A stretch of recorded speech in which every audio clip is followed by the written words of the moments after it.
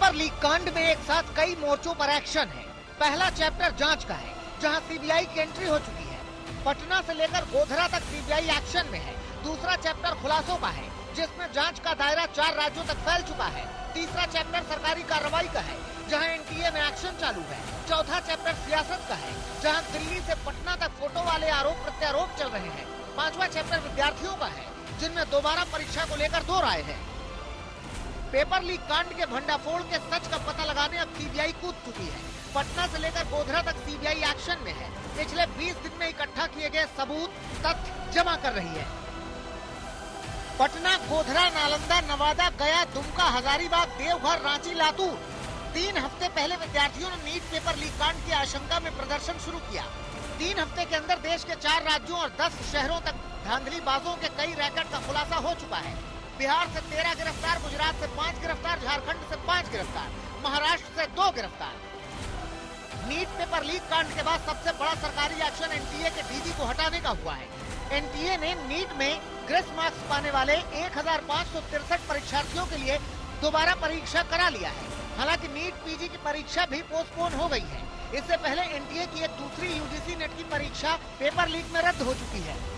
सियासत में आरोपों का सिलसिला आगे बढ़ चुका है और अब पेपर लीक के आरोपियों की तस्वीरें नीतीश कुमार से लेकर चिराग पासवान की पार्टी तक से जोड़कर हमले किए जा रहे हैं और दिल्ली में संसद के सत्र की शुरुआत के दिन से ही उसकी तपिश देखी जा रही है।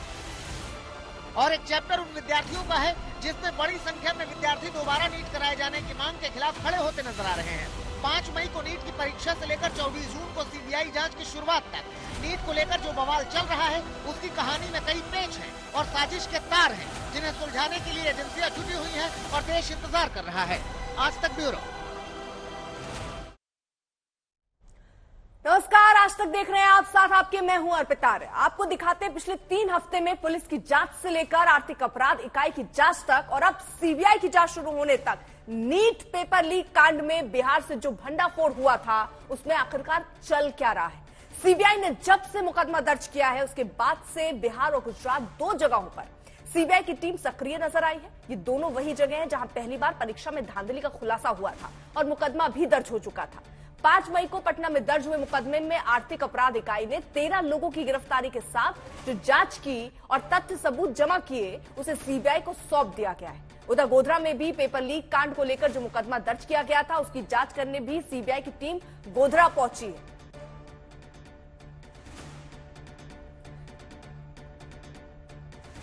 हमारे सहयोगी पटना से शशि भूषण इस वक्त जुड़ चुके हैं और अपडेट के साथ तमाम सहयोगी और भी हमारे साथ हैं। सुशांत और सत्यजीत भी हमारे साथ मौजूद है। शशि भूषण, सबसे पहले आपका रुख करते हुए, क्योंकि कई चीजें पटना से ही सामने आई हैं, कई बड़े खुलासे पटना से ही सामने आए हैं। सीबीआई की टीम वहां पर पहुंची, किस तरह अब ये जांच आगे बढ़ रही है?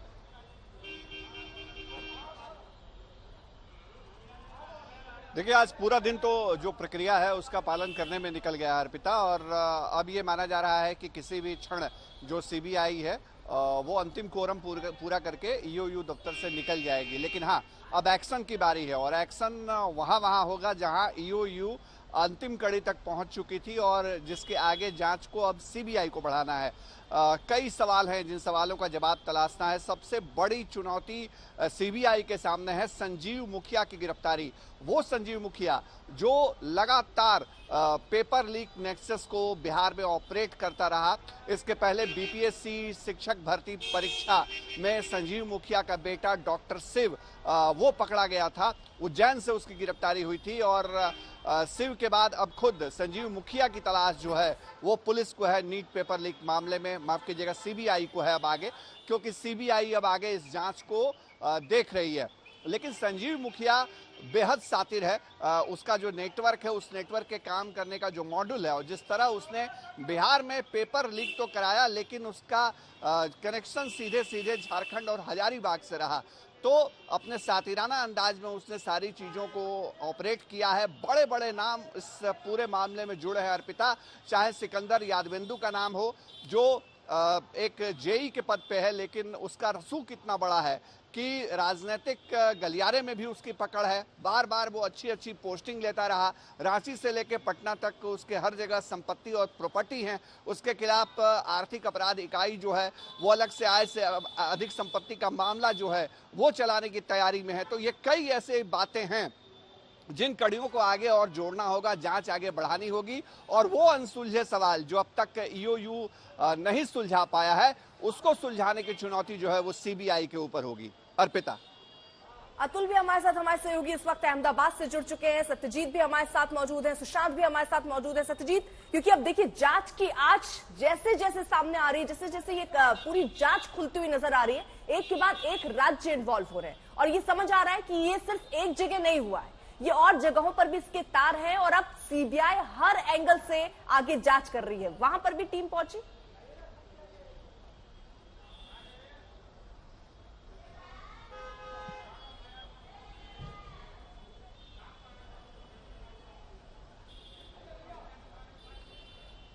शायद सत्यजीत आवाज पहुंच रही है आप तक कि सीबीआई की टीम यहां अभी पहुंची नहीं है। जी जी, हाँ पहुंच रही। हेलो, हाँ सीबीआई की टीम अभी तक पहुंची नहीं है यहाँ पे, लेकिन यहाँ से तार जुड़ा हुआ है और झारखंड से ही जो है यहाँ पे जो सबसे किंगपिन कहा जाता है सिकंदर यादवेंदु, वो पहले यही ठेकेदारी करता था और अवधेश जो उसके साथ उसके सहयोगी के तौर पे काम करता था वो भी जो है रांची में आलीशान मकान है उसका भी, और सिकंदर यादवेंदु का भी आपको आलीशान बड़ी खबर आ रही है नीट पेपर लीक मामले में। अब की बड़ी खबर, परीक्षा को लेकर ममता ने प्रधानमंत्री को चिट्ठी लिखी है। ममता ने पहले की तरह ही परीक्षा कराने की मांग उठा दी है। ऐसे में विपक्ष इस मुद्दे पर न सिर्फ सरकार को घेर रहा है, बाकायदा अब देखिए ममता बनर्जी ने एक चिट्ठी लिखी और नीट परीक्षा को खत्म करने के लिए तुरंत कदम उठाने की सिफारिश भी एक तरीके से कर दी है अपनी चिट्ठी के माध्यम से ममता बनर्जी ने। तुरंत खत्म करें, क्योंकि परीक्षा रद्द करने और काउंसलिंग को ही रद्द करने के लिए भी एक याचिका सुप्रीम कोर्ट में दर्ज की गई थी और सुप्रीम कोर्ट में ये सुनवाई 8 जुलाई को होनी है। लेकिन इन सब के बीच जांच अपने स्तर पर चल रही है। फिलहाल आपको बता दें सरकार ने सीबीआई गठित की है। सीबीआई अलग अलग जगहों पर जाकर कार्रवाई जो हुई है, जैसे ईओयू बिहार में कर रही थी, उससे आज पूरी रिपोर्ट किस तरह से जांच हुई वो समझती हुई वो पूरी रिपोर्ट अपने टेक ओवर करते हुए नजर आई है। हमारे साथ तमाम सहयोगी भी इस वक्त मौजूद हैं। सीधे अहमदाबाद भी आपको लिए चलते हैं, वहां से हमारे सहयोगी इस वक्त मौजूद है। वहां पर भी सीबीआई की टीम देखिए पहुंची और अब सबसे महत्वपूर्ण ये गोधरा और ये पटना, इन्हीं से और राज्यों के भी तार खुलेंगे कि कहां कहां क्या क्या गड़बड़ हुआ है, ये भी सामने आएगा।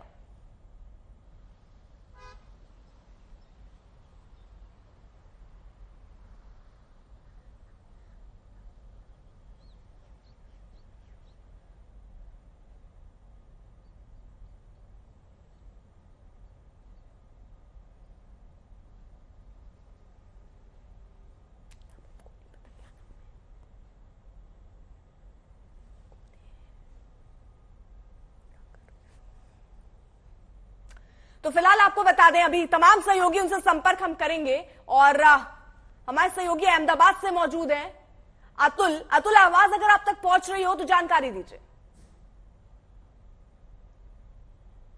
बिल्कुल, अगर गोधरा की बात की जाए तो जिस दिन एग्जाम थी उस दिन गोधरा के जो शिक्षक जो कि उस स्कूल में मौजूद थे उनके पास कुछ विद्यार्थियों की डिटेल्स थी।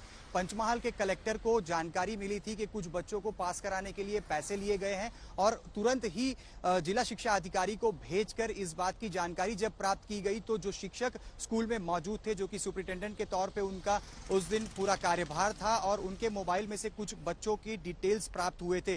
तुरंत ही पुलिस ने कार्यवाही करते हुए रॉय ओवरसीज कंसल्टेंसी के मालिक परशुराम रॉय को भी गिरफ्तार किया था। उसी के साथ परशुराम रॉय के साथ जिन लोगों ने संपर्क कराया हुआ था उनको भी तुरंत गिरफ्तार किया गया था। कुल 5 गिरफ्तारी इस पूरे मामले में तुरंत ही गुजरात पुलिस की तरफ से उसी वक्त कर ली गई थी और तमाम के रिमांड लेने के बाद पुलिस ने तमाम जो पेरेंट्स थे उनसे भी बात की हुई थी और जिस प्रकार से जानकारी प्राप्त हुई थी तो शिक्षक की गाड़ी में से भी 7 लाख रुपए भी प्राप्त हुए थे। हर बच्चे को कहा गया था कि जो भी आप पैसे देंगे उस मुताबिक आपको जो भी आंसर्स पता है आपको वो आंसर्स फिल करना है, जो आंसर नहीं पता है छोड़ देना है। एग्जाम के बाद आपके जो आंसर हैं वो फिल कर दिए जाएंगे। इस पूरे कांड के अंदर 5 लोगों को गिरफ्तार करने के बाद फिलहाल वो 5 जुडिशियल कस्टडी में है। जलाराम स्कूल के अंदर ये पूरा जो धांधली का कार्यक्रम हुआ था उसके अंदर प्रिंसिपल को भी आखिर में गिरफ्तार किया गया था। सीबीआई की टीम आज सुबह से ही गुजरात के गोधरा में पहुंच चुकी है। पुलिस की तरफ से सारी जो जानकारी अब तक जो भी जांच हुई है वो सारी डिटेल्स शेयर की जा रही है।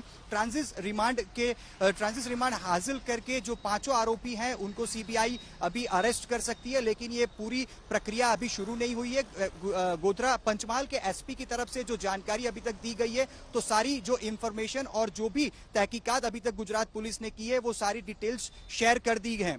जो भी डॉक्यूमेंट्स हैं फिलहाल सीबीआई अपने पास अभी ले रहा है और हो सकता है कि आने वाले दिनों में इस पूरी प्रक्रिया ठीक है, यानी अब देखिए पूरी प्रक्रिया ये चल रही है। अरविंद ओझा भी हमारे साथ, हमारे सहयोगी इस वक्त जुड़ चुके हैं न्यूज रूम से। वो अरविंद, कुछ खबरें ऐसी भी आ रही हैं कि इस पूरे मामले में यानी नीट मामले में टेरर फंडिंग का भी शक गहरा रहा है, क्या ऐसी जानकारी भी है आपके पास?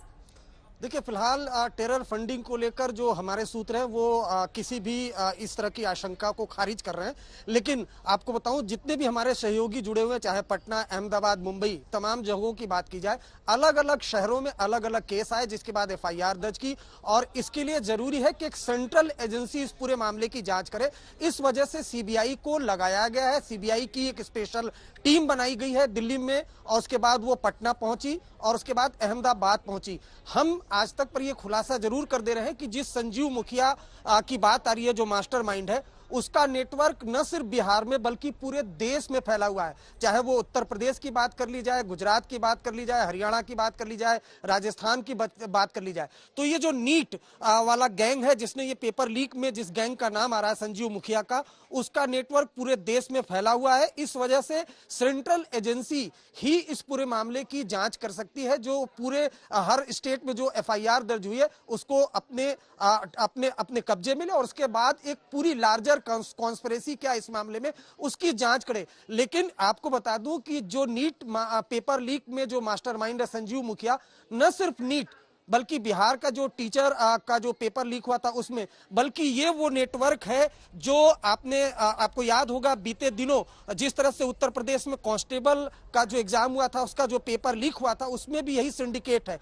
मैं और मेरी टीम बीते 7 दिनों से पटना में थी। हमने एक तहकीकात भी की है जो आज तक पर 8 बजे आप देख पाएंगे कि किस तरीके से जो ये पूरा सिंडिकेट है वो काम करता है, ऑपरेट करता है और किस तरीके से लूप होल का फायदा उठाकर न सिर्फ नीट बल्कि देश में जितने भी एग्जाम होते हैं उसके पेपर को वो लीक करवा लेता है। अर्पिता, ठीक है, यानी अब किस तरह जांच आगे बढ़ रही है वो सब हम आपको विस्तार से बता रहे हैं। ग्राउंड पर देखिए हमारे साथ हमारे सहयोगी भी मौजूद है, उनसे भी आगे एक एक तस्वीर समझने की कोशिश करेंगे। लेकिन अभी किस तरह जांच आगे बढ़ी है, क्या क्या सामने आए हैं, कौन कौन से किरदार बेपर्दा हो गए हैं और कौन कौन से किरदार अभी पर्दे के पीछे हैं, ये समझना अभी बाकी है।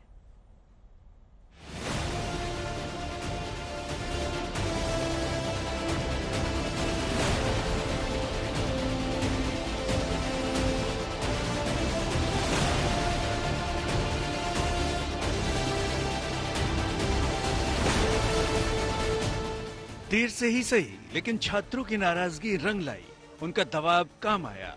नीट के अभ्यर्थियों को इंसाफ दिलाने का जिम्मा सरकार ने अब सीबीआई को सौंप दिया है। शनिवार को शिक्षा मंत्रालय ने अलग अलग राज्यों में धांधली के सभी मामलों की जिम्मेदारी सीबीआई को सौंप दी थी। इस फैसले के बाद जांच एजेंसी ने रविवार को एफआईआर दर्ज कर दी।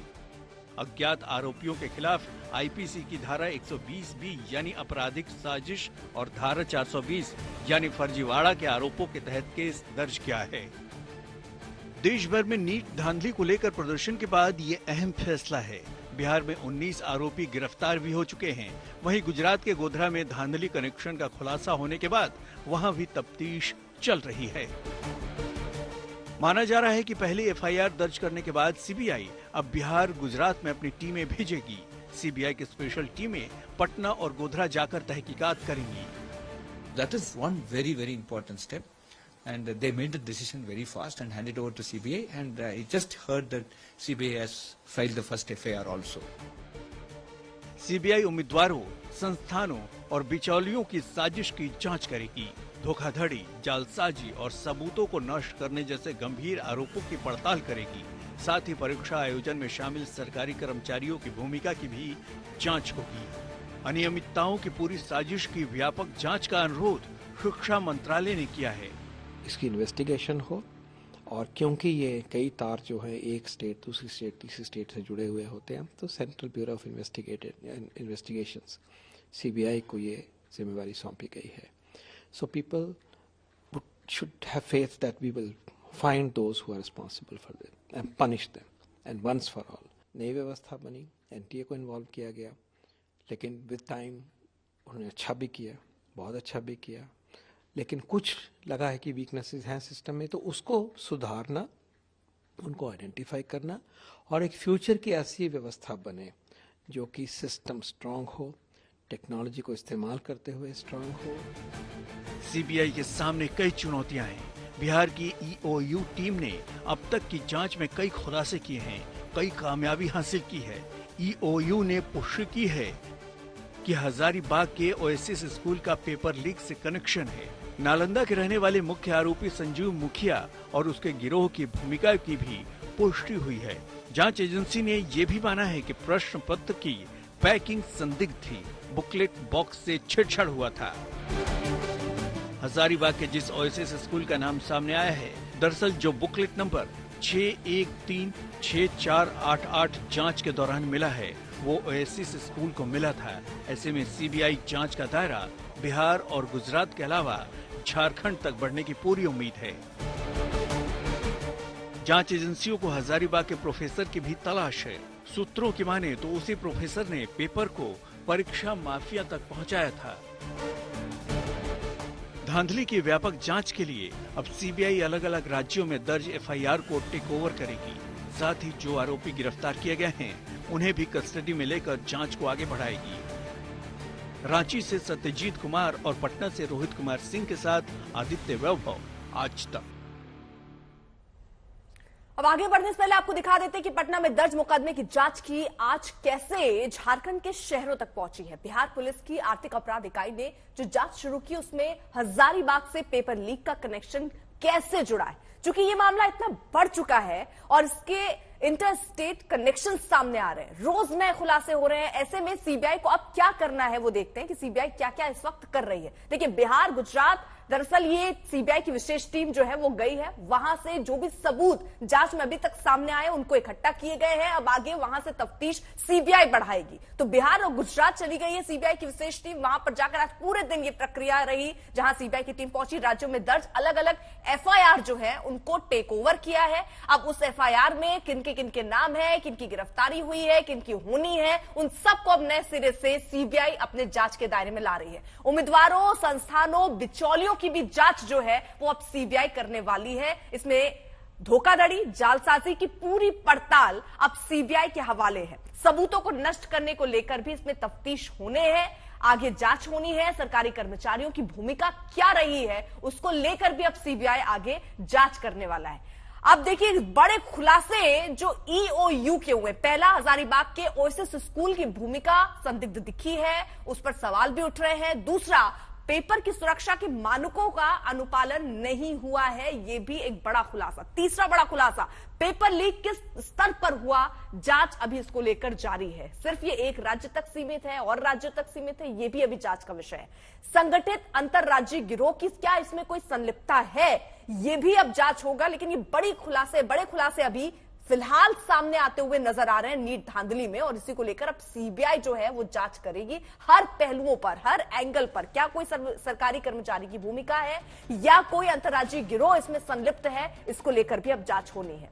लेकिन पेपर लीक कांड का खुलासा सबसे पहले बिहार में हुआ था, लेकिन जांच का सिलसिला जारी रहा तो 3 हफ्ते के अंदर महाराष्ट्र तक से कनेक्शन सामने आने लगे हैं। ताजा कार्रवाई महाराष्ट्र के लातूर में हुई, जहां महाराष्ट्र STS ने 4 लोगों के खिलाफ मुकदमा दर्ज किया। इससे पहले 22 जून को नांदेड़ ATS की टीम ने संजय तुकाराम जाधव और जलील उमर खां पठान नाम के 2 शिक्षकों से भी पूछताछ की। इनकी जांच के दौरान इनके मोबाइल फोन की गैलरी में परीक्षार्थियों के टिकट, व्हाट्सएप चैट, पैसों के लेन देन का पता, ये सब चला, जिसमें जलील पठान ने संजय जाधव को मैसेजेस भेजे हैं। संजय जाधव ने हॉल टिकट की वो जानकारी मिश्रा जी कोनगलवार को भेजी। इरन्ना ने वो जानकारी दिल्ली के गंगाधर नाम के चौथे आरोपी को भेजी। पकड़े गए दोनों आरोपी मोबाइल में मौजूद इन बातचीत के ब्यौरे और पैसे के लेन देन के बारे में जांच एजेंसी को सही जानकारी नहीं दे पाए हैं। इसके बाद पुलिस ने लातूर के शिवाजी नगर थाने में पेपर लीक विरोधी नए कानून द पब्लिक एग्जामिनेशन एक्ट 2024 की धारा 3V 4, 10, 420 और 120 के तहत मुकदमा दर्ज कर लिया है और जांच के लिए डीएसपी के नेतृत्व में एक एसआईटी भी बना दी। जांच अनुसंधान और धरपकड़ का ये सिलसिला अभी शुरू ही हुआ है। उधर महाराष्ट्र में कांग्रेस पार्टी आशंका जाहिर कर रही है कि नीट पेपर लीक कांड का सूत्रधार महाराष्ट्र का भी हो सकता है। दिव्येश सिंह हमारे साथ हमारे सहयोगी इस वक्त जुड़ चुके हैं और वहां जो गतिविधियां चल रही है महाराष्ट्र में, वो हम समझते हैं कि 4 लोगों के खिलाफ एफआईआर, 2 टीचरों को पहले हिरासत में लिया गया, लंबी पूछताछ चली, फिर उन्हें रिलीज किया गया, फिर एक को और हिरासत में लिया गया। यानी ये भी हो सकता है कि तार वहां बहुत गहरे हो सकता है वहां से ही चीजें ऑपरेट हो रही हो और इसलिए अब सब जांच वहां से भी चल रही है। जी बिल्कुल अर्पिता, आपको बता दें कि महाराष्ट्र के लातूर में एंटी टेररिज्म स्क्वाड ने जो इंफॉर्मेशन गैदर की थी, जो कॉन्फिडेंशियल इंफॉर्मेशन उनके पास आई थी, उसके तहत स्कूल टीचर संजय जाधव और स्कूल हेडमास्टर जलील उमर खान पठान, इन दोनों से पूछताछ की थी। उसके बाद जलील उमर खान पठान जरूर कस्टडी में है, पर संजय जाधव, इरन्ना और गंगाधर अब फरार हैं। तीनों ही वांटेड हैं और तीनों को ढूंढने के लिए एक एसआईटी बनाई गई है। तीनों ही अब मिल नहीं पा रहे हैं, उनको ढूंढा जा रहा है और अलग अलग जगह पर पुलिस टीमें भेजी गई है। आपको फिर से बता दें कि ये दोनों जो मुख्य आरोपी हैं, जलील उमर खान पठान और संजय जाधव एक जिला परिषद स्कूल यानी सरकारी स्कूल में टीचर है और जलील उमर खान पठान एक जिला परिषद यानी सरकारी स्कूल में हेडमास्टर है। और इरन्ना कोंडवलकर जो है वो एक आईटीआई, सरकारी आईटीआई में वो इंस्ट्रक्टर का काम करता है। तीनों ही सरकारी मुलाजिम हैं, तीनों ही इस रैकेट में शामिल थे। पहले जलील खान उमर खान पठान एडमिट कार्ड्स लाता है, वो संजय जाधव को भेजता है, संजय जाधव इरन्ना कोंडवलकर को भेजता है और इरन्ना कोंडवलकर ने फिर दिल्ली के एक आरोपी गंगाधर को ये सारे डॉक्यूमेंट्स भेजे। तो ये एक अलग गिरोह नजर आ रहा है, अलग मोडस ऑपरेंडाई यहाँ पे नजर आ रही है। आपको बता दें कि नीट की धांधली के मामले में ग्रेस मार्क्स का भी मामला उठा था, जिसमें कुछ स्टूडेंट्स को ग्रेस मार्क्स देकर पास करवाया गया था और बाद में नीट एनटीए ने उन मार्क्स को रिकॉल किया था। 1500 करीब स्टूडेंट्स का ग्रेस मार्क्स रिकॉल किया गया। दिनेश, सर मुझे ये बताइए, जिन 4 लोगों के खिलाफ एफआईआर हुई है लातूर में, ये 4 किस प्रोफेशन से जुड़े हुए हैं, क्या करते हैं ये चारों? एक को हालांकि हिरासत में लिया गया, उसके बारे में क्या जानकारी मिल रही, कौन है वो शख्स? देखिए, जलील उमर खान पठान जो हैं वो हेडमास्टर हैं एक जिला परिषद स्कूल के, कातपुर नाम का इलाका है लातूर में, महाराष्ट्र में, वहां पर एक जिला परिषद स्कूल है, वो उसके हेडमास्टर हैं। संजय जाधव जो है वो एक जिला परिषद स्कूल का टीचर है, वहां पे टीचर के तौर पर काम करता है। इरन्ना जो है वो एक आईटीआई जिसे कहते हैं, इंडस्ट्रियल ट्रेनिंग इंस्टीट्यूट, वो भी एक सरकारी इंस्टीट्यूट है, वहां पर इंस्ट्रक्टर के तौर पर काम करता है। गंगाधर के बारे में अभी खासी इंफॉर्मेशन नहीं है क्योंकि वो दिल्ली का रहने वाला है और सारी इंफॉर्मेशन जो इन 3 लोगों ने लातूर और धाराशिव ये 2 जिलों से इकट्ठा की थी, जो हॉल टिकट्स एक के बाद एक को पास किए गए, वो सारे हॉल टिकट्स पहुंचे गंगाधर के पास। तो ये एक अलग गिरोह नजर आ रहा है, एक अलग गिरोह का काम नजर आ रहा है। और बाकी जो बिहार या गुजरात में जिस तरीके की मोडस ऑपरेंडाई देखी जा रही है, महाराष्ट्र में जो सामने आया है ये अलग मोडस ऑपरेंडाई दिखाई दे रही है और ये एक नया अलग गिरोह दिखाई दे रहा है, नया एंगल, नए तरीके से वहां पर जांच हो रही। वहीं बता दें आपको, नीट पेपर लीक के मुख्य सरगना, बड़ी खबर इस वक्त की, संजीव मुखिया की गिरफ्तारी के लिए ईओयू की आधा दर्जन टीमों ने कई राज्यों में छापेमारी की है। संजीव मुखिया का बेटा डॉक्टर शिव बीपीएससी शिक्षक भर्ती परीक्षा का पेपर लीक कराने के मामले में उज्जैन से गिरफ्तार हुआ था। सूत्र ये बता रहे हैं कि संजीव मुखिया का कनेक्शन नेपाल से भी है। एजेंसियों का दबाव बढ़ने के बाद संजीव मुखिया के नेपाल निकल भागने की आशंका दिख रही है, लेकिन टीमें गठित की गई हैं उसको पकड़ने के लिए, धरपकड़ के लिए। आपको बता दें, मुख्य सरगना ये संजीव मुखिया, इसकी गिरफ्तारी के लिए ईओयू की आधा दर्जन टीमें लगी हुई हैं। कई राज्यों में छापेमारी चली। संजीव मुखिया का बेटा जो है डॉक्टर शिव बीपीएस बीपीएससी शिक्षक भर्ती परीक्षा का पेपर लीक कराने के मामले में उज्जैन से गिरफ्तार हुआ था। शशि भूषण हमारे साथ जुड़ चुके हैं हमारे सहयोगी और अपडेट के साथ। शशि भूषण, टीमें गठित कर दी गई लेकिन अभी तक कोई कामयाबी हाथ नहीं लगी।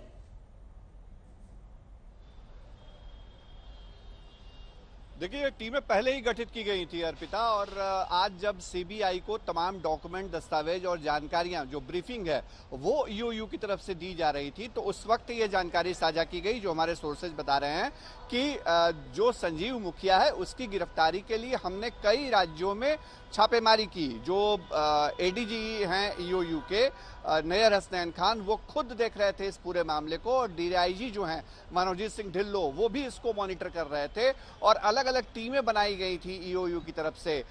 उन टीमों में एक टीम रांची जा रही थी, दूसरी टीम हजारीबाग, तीसरी टीम देवघर, 3 टीमें झारखंड में काम कर रही थी। यूपी के मेरठ में भी कुछ ऑपरेशन करने के लिए टीमें गई वहां पे। इसके अलावा मध्य प्रदेश में भी ट्रैक करने की कोशिश हुई, क्योंकि मध्य प्रदेश से बहुत पुराना कनेक्शन रहा है संजीव मुखिया का, क्योंकि संजीव मुखिया का बेटा जो है वो बीपीएससी पेपर लीक मामला जो था उसमें उज्जैन से ही उसकी 5 लोगों के साथ गिरफ्तारी हुई थी, और 15 मार्च को बीपीएससी टीआरई 3 का पेपर लीक हुआ था, और बाद में अप्रैल महीने में उसकी गिरफ्तारी उज्जैन से हुई थी। तो इस बात की आशंका ईओयू को थी कि संजीव मुखिया आराम से नहीं बैठा होगा, उसने अगर ऑपरेशन कर दिया है तो उसका एग्जिट प्लान भी होगा बिहार से बाहर जाने का।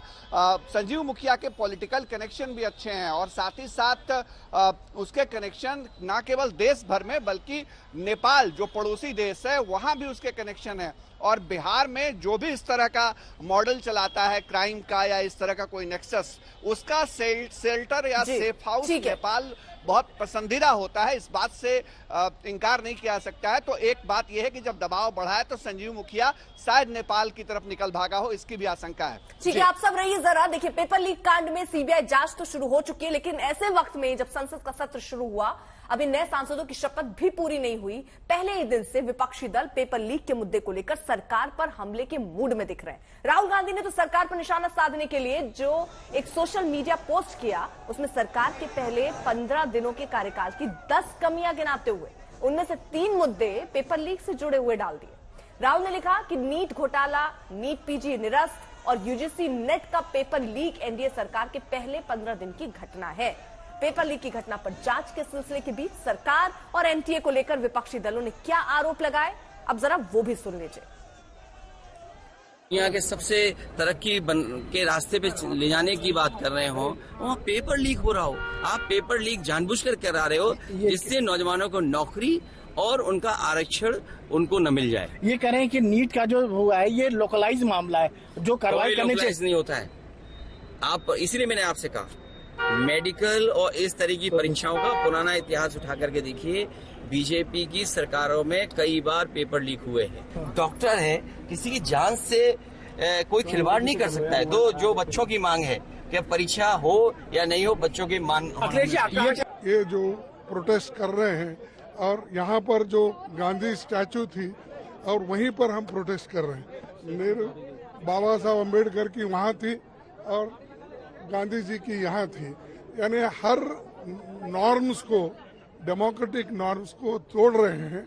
इसीलिए आज हम ये दिखाना चाहते हैं, भाई मोदी जी आप संविधान के तहत चलिए। इमरजेंसी की बात नहीं, देखो 100 बार यही बात बोलेंगे, और इमरजेंसी के 50 साल हो रहे बोले तो तुम इमरजेंसी से without declaring emergency you are doing it. इसीलिए हर बार वही बात बोल के आप कितने दिन ऐसा ही अपनी हुकूमत करना चाहते हैं। विपक्ष भले पेपर लीक के मुद्दे पर सरकार को घेरने की कोशिश में जुटी हुई है, लेकिन सरकार इस मुद्दे पर सजग और सख्त कार्रवाई को लेकर बचाव कर रही है। बिहार में जिस बीजेपी ने पेपर लीक के आरोपियों की तेजस्वी यादव से कनेक्शन बताने की कोशिश की थी, वो अब जांच के बाद खुलासे और कार्रवाई की बातें कर रही है। हिंदुस्तान में जुडिशरी सर्वप्रधान होता है, और जब जुडिशरी कोई मामला को टेकअप कर लेती है तो फिर दूसरे को इंटरफेयर करने का, बोलने का कोई अधिकार नहीं है। Let judiciary will deliver his verdict. Tejashwi के सहयोगी घर से भी जिस तरह से नीट के पेपर में लीक हुआ, उनके घर पे भी पाए गए गेस्ट हाउस में। यू सी, वो लोग हर चीज़ के गुनाहगार हैं, तो चोर मटावे शोर की बात कर रहे हैं हम लोग। आज सीबीआई की जांच हो रही है, सभी बातें सामने आ जाएंगी, जो भी गलत है सभी को सजा होगी। लेकिन यह जरूर बताना चाहिए उनको कि उनके पीए ने क्यों फोन करके सॉल्वर गैंग के लोगों को NHAI के गेस्ट हाउस में ठहराया। तो पेपर लीक के मुद्दे पर विपक्ष सरकार को घेरने की पूरी तैयारी में है। संसद सत्र में ये मुद्दा बड़ा होने वाला है, लेकिन सरकार ने भी तैयारी कर रखी है। तो आने वाले दिनों में यानी 27 जून से जब लोकसभा की कार्यवाही शुरू होगी तो संसद में क्या देख सकता है, ये जानते हैं अपने सहयोगी सुशांत के सीधे रुख कर लेते हैं। सुशांत, अब ये रणनीति तो साफ तौर पर दिख रही है विपक्ष की, और उसकी तस्वीर आज से ही दिखनी शुरू हो गई। संसद केवल सड़क पर प्रोटेस्ट नहीं हो रहा, संसद में भी मुद्दा उठाने की बात थी, और ये बड़ा मुद्दा विपक्ष बनाने की रणनीति बना भी चुका है।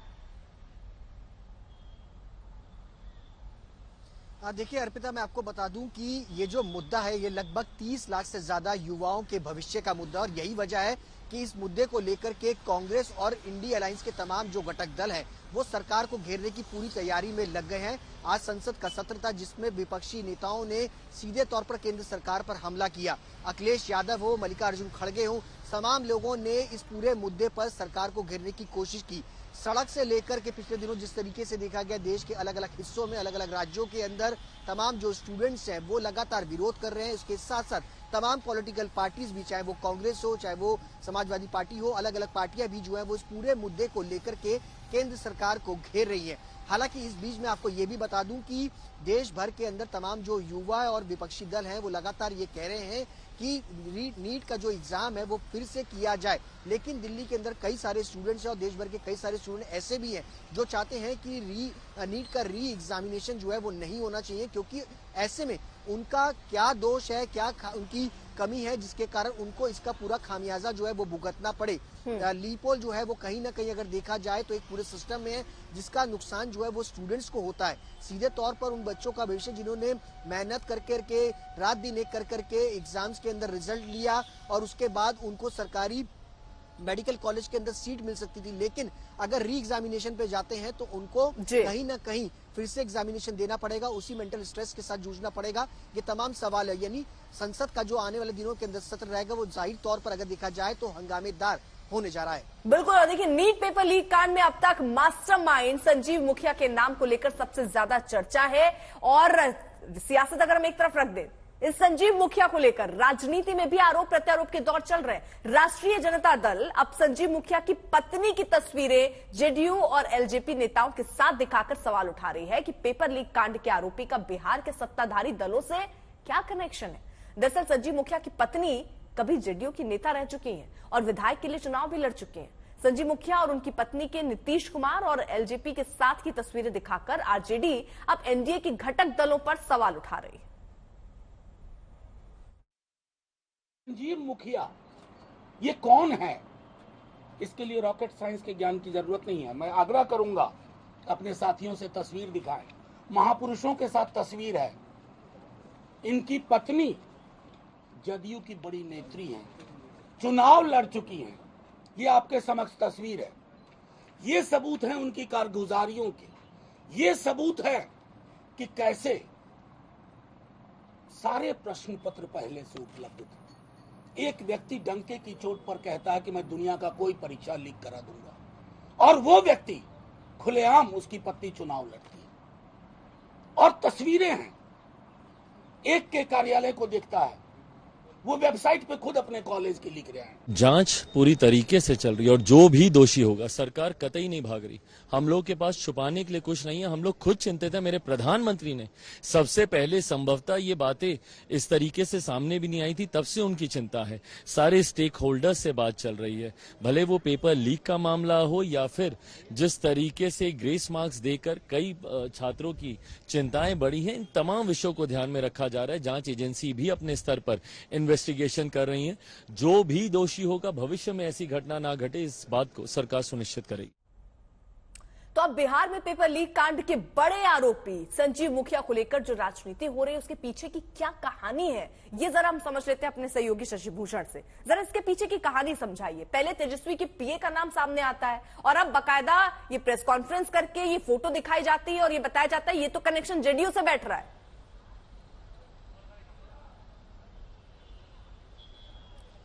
बिल्कुल बड़ा अजीब खेल है अर्पिता। इसमें आप कह सकते हैं एक बात जो सीधे तौर पे एस्टेब्लिश होती है वो ये कि जो इस तरह के काम करने वाले शातिर हैं या जो माफिया है पेपर लीक माफिया, उसने हर राजनीतिक दल में कहीं ना कहीं अपनी एक पैठ या पकड़ बना रखी है या राजनीतिक संरक्षण की तलाश में वो हमेशा रहता है। संजीव मुखिया जो है वो सीधे सीधे किसी दल से संबद्ध नहीं है, लेकिन उसकी पत्नी जेडीयू की लीडर रही लंबे अरसे तक। कई तस्वीरें जो आरजेडी ने साझा की हैं वो इस बात की सबूत हैं, और हमने भी जब अपने थोड़ा फ्लैशबैक में जाके हम भी रिकॉल करते हैं तो हमें मालूम पड़ता है कि अच्छा यही संजीव मुखिया की पत्नी थी जो अक्सर जेडीयू कार्यालय और बाकी जगहों पर जिसकी मौजूदगी रहती थी। बाद में उसने लोक जनशक्ति पार्टी से चुनाव लड़ा। कोरोना के समय बहुत काम किया उसने अपने क्षेत्र में, तो उस वक्त भी काफी उसकी चर्चा होती थी सोशल मीडिया और बाकी जगहों पे। तो संजीव मुखिया ने अपने गांव और अपने आसपास के इलाके में थोड़ा इस बात को समझना होगा अर्पिता, जो नगरनौसा का इलाका है वहां शाहपुर बलवा गांव है संजीव मुखिया का, और अपने गांव में संजीव मुखिया किसी हीरो की तरह है। उसने अपने गांव में अपनी छवि इस तरह बना के रखी है, सोशल वर्क में अपनी पत्नी को उतार के रखा, पॉलिटिक्स में, तो उसने बजाबता एक बैकअप वहां अपने लिए तैयार किया है। वो ठीक है दुनिया की नज़रों में वो अपराधी है, एजेंसियों की नज़रों में उसने एक बहुत बड़ा पेपर लीक की घटना को अंजाम दिलाया, कई उसके कॉन्स्पिरेसी रहे हैं, लेकिन अपने इलाके में उसकी अपनी एक पैठ है, ये एक सच्चाई है। तो संजीव मुखिया का एक तरफ कनेक्शन, दूसरी तरफ आप देखिए अपने इलाके में पैठ बनाकर आप इस बात की आपको आजादी नहीं मिल जाती कि आप इतने बड़े घोटाले, इतने छात्रों के जीवन के साथ इतना बड़ा खेल करेंगे, इसकी आजादी नहीं मिल जाती है। बहुत बहुत शुक्रिया आप सभी का हमारे साथ जुड़ने के लिए। तो बिहार में ये जांच जो है अब सीबीआई आगे बढ़ा रही है, लेकिन बिहार पुलिस की ईओयू ने जांच में जो खुलासे किए उसके तार हजारीबाग तक जा पहुंचे। झारखंड के हजारीबाग का एक स्कूल जो पहले भी पेपर लीक के लिए बदनाम हो चुका है, वहां के एक प्रोफेसर की तलाश जांच एजेंसियों को जोर शोर से। कौन सा है वो स्कूल, कैसे पेपर लीक कांड का एक बड़ा राजदार प्रोफेसर से पूछताछ में मिल सकते बड़े सुराग, इस रिपोर्ट के जरिए देखिए।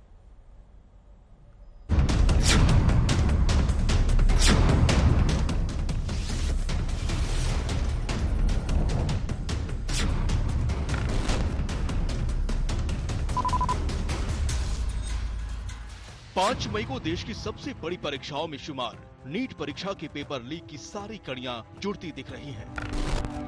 हर वो किरदार बेनकाब हो रहा है। पेपर लीक का ये पूरा खेल जांच एजेंसियों को समझ में आ गया है, और अब शक के घेरे में सबसे बड़ा एक किरदार सामने आ गया है, और वो है हजारीबाग का एक प्रोफेसर। माना जा रहा है किसी प्रोफेसर ने पेपर पार किया और परीक्षा माफिया तक पहुंचाया। कौन है हजारीबाग का ये प्रोफेसर? प्रोफेसर ने कैसे पेपर पार किया? उसका नाम क्या है? कहां पढ़ाता है? किसने उस प्रोफेसर की मदद की? माफिया से प्रोफेसर का कैसा रिश्ता? माफिया और प्रोफेसर के बीच की कड़ी कौन? बिहार पुलिस की आर्थिक अपराध इकाई की पूरी जांच अब इस प्रोफेसर के इर्द गिर्द सिमट गई है, क्योंकि पेपर लीक की जड़ में यही प्रोफेसर दिख रहा है। सूत्रों के मुताबिक प्रोफेसर हजारीबाग का है। बिहार की माफिया संजीव मुखिया को भी पेपर हजारीबाग से ही मिला है। ईओयू सूत्रों के मुताबिक हजारीबाग के ओएसिस स्कूल से पेपर लीक हुआ था। जो सूत्र बता रहे हैं उसके मुताबिक कि एक प्रोफेसर की पहचान भी ईओयू ने इस मामले में की है, और इसी प्रोफेसर ने जो प्रश्न पत्र है नीट का वो संजीव मुखिया को मुहैया कराया था, और संजीव मुखिया ने सॉल्वर्स के जरिए उसको सॉल्व कराकर इसी ठिकाने पे जो अभ्यर्थी सेटिंग के लिए लाए गए थे उनको सारा क्वेश्चन और आंसर मुहैया कराया। सवाल ये भी है कि आखिर पेपर लीक प्रोफेसर ने कैसे कराया? किन अधिकारियों के साथ उसकी साठगांठ थी? सूत्रों की माने तो ईओयू की जांच में प्रोफेसर का नाम करीब करीब सामने आ चुका है, जो हो सकता है हजारीबाग का हो। बुकलेट नंबर 6136488 वाला पेपर बॉक्स में था और ओएसिस स्कूल को मिला था। शक है कि यहीं बॉक्स को तोड़कर पेपर निकाला गया, क्योंकि बॉक्स से छेड़छाड़ के सबूत मिले हैं। पटना में जो जला हुआ पेपर मिला उस पर बुकलेट का नंबर 6136488 मिला था। इसी से कड़ियां जुड़ती चली गई और हजारीबाग का ओएसिस स्कूल शक के घेरे में आ गया। अब हम आपको बताते हैं कि कैसे प्रोफेसर के जरिए पटना और रांची के पेपर माफिया तक पहुंचा। प्रोफेसर ने सबसे पहले संजू मुखिया को पेपर दिए, जिसके बाद ये पेपर पिंटू और चिंटू तक पहुंचे। पिंटू ने चिंटू के कहने पर प्रिंट आउट निकाले थे। चिंटू ने नीट के पेपर अभ्यर्थियों तक पहुंचाए थे। पिंटू और चिंटू को झारखंड के देवघर से गिरफ्तार कर लिया गया है। दोनों ही बिहार के नालंदा के रहने वाले हैं। उम्मीद की जा रही है कि चिंटू और पिंटू मामले में कई अहम खुलासे कर सकते हैं। अब इस प्रोफेसर की गिरफ्तारी के बाद काफी चीजें साफ हो जाएगी। पटना से शशि भूषण, आज तक।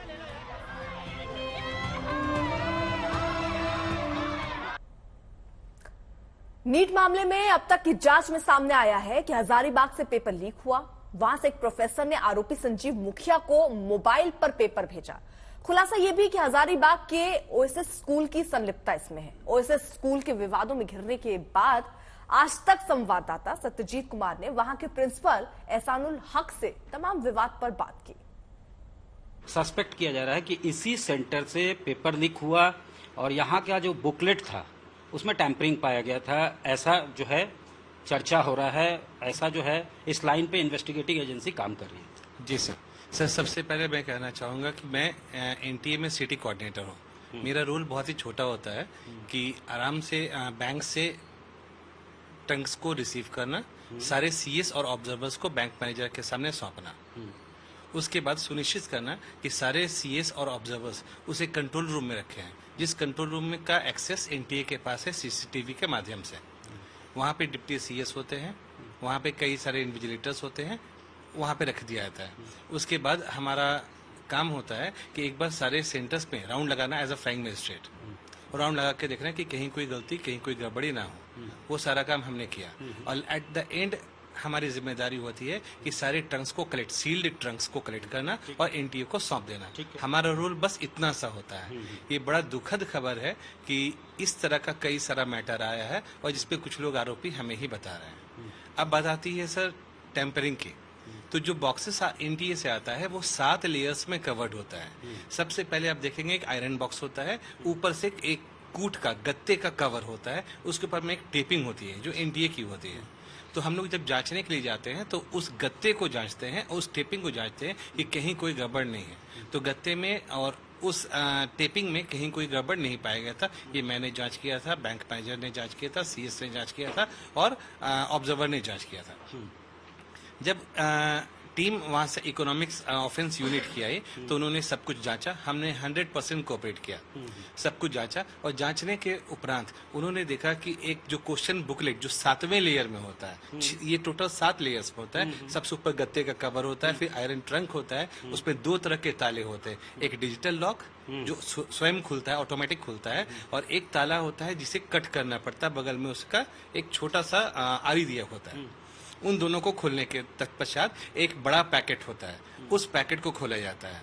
और ये सारा प्रोसेस जब खोला जाता है तो उस समय सीएस मौजूद होते हैं, ऑब्जर्वर जो एनटीए नियुक्त करता है वो मौजूद होते हैं, 2 बच्चे कैंडिडेट्स जो एस्पिरेंट्स होते हैं वो मौजूद होते हैं, एस्पिरेंट्स भी मौजूद होते हैं, ये कोरम होता है, और 2 इन्विजिलेटर्स मौजूद होते हैं। इन सबके सत्यापन के बाद ही खुलता है। जब हमारे यहाँ सेंटर में ये सारा खुला तो ये किसी तरह सारा एसओपी फॉलो किया, किसी तरह की कोई भी वहाँ पे कमी पाई नहीं गई। अच्छा। और ये पूरे प्रोसेस को एनटीए ऑनलाइन देख रहा होता है, जो सीसीटीवी का एक्सेस उनके पास होता है। अगर किसी तरह की कोई गड़बड़ी उस दिन होती, कोई गलती होती, एनटीए उसी समय ठोकता। अगर किसी तरह की कोई गड़बड़ी होती, ऑब्जर्वर वहाँ पे ऑब्जेक्ट करते जो कि बाहर के पर्सन होते हैं। अगर किसी तरह की कोई गड़बड़ी होती, इन्विजिलेटर्स जो सबसे ज्यादा जिनकी जिम्मेदारी होती वो वहाँ पे ठोकते। अगर किसी तरह की कोई गड़बड़ी होती तो जो बच्चे खुद जो नीट के एस्पिरेंट्स थे वो वहाँ पे ठोकते। किसी ने नहीं ठोका, सब कुछ ठीक ठाक था। उसके बाद जो अल्टीमेटली जो लास्ट में जो आंसर जो टेक्स्ट बुकलेट्स होते हैं वो एक प्लास्टिक का सेल्फ एडेसिव से चिपका होता है, वो क्लासरूम में खुलता है। ठीक है, वो क्लासरूम में खुला। वहाँ पे क्लासरूम में भी 2 बच्चे गवाह में थे, उन बच्चों ने भी वहाँ पे सिग्नेचर किया that everything was found all correct. NEET घोटाले पर हमारी नजर बनी हुई, लेकिन इस बीच बड़ी खबर अरविंद केजरीवाल से जुड़ी हुई। अरविंद केजरीवाल अपने स्टे, जो उनका हाईकोर्ट ने स्टे लगाया था, उससे बता दें ईडी की अर्जी पर कल हाईकोर्ट का फैसला आ सकता है। कल 2:30 बजे ये फैसला आ सकता है। हालांकि सुप्रीम कोर्ट का दरवाजा भी इससे पहले खटखटा दिया था अरविंद केजरीवाल ने, लेकिन वहां से कोई राहत नहीं मिली। कोर्ट ने कहा कि हाई कोर्ट का फैसला एक बार आने दीजिए, उसके बाद आप सुप्रीम कोर्ट आइएगा।